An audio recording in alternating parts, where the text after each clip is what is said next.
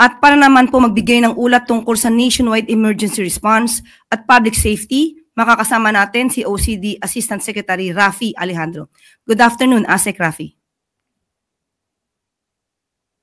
Yusek Claire, good morning. Good afternoon po.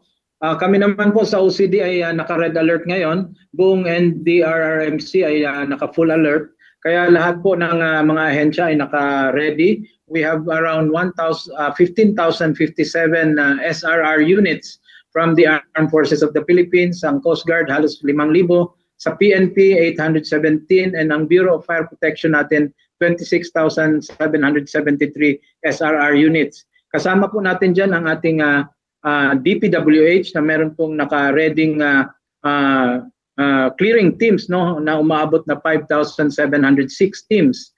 And then kasama natin sa logistics yung DSWD na tinutulungan natin mapadala ng mas mabilis yung kanilang mga relief items or mga food packs sa mga nangangailangan po. So we are ready to provide air support and transportation support. So meron po tayo naka-standby na 1,600 trucks from the different armed units or uniformed services. Kasama na rin dyan yung ating 9 fixed-wing aircrafts and 28 rotary airplanes, helicopters. So naka-ready po kami, naka-activate po ang ating Interagency Coordination Cell dito sa Camp Aguinaldo.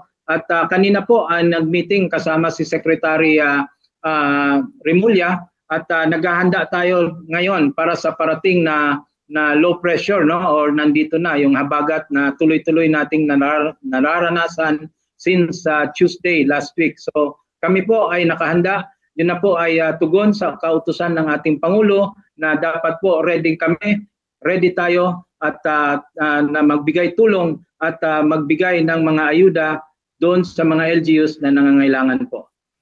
Maraming salamat, ASEC Rafi.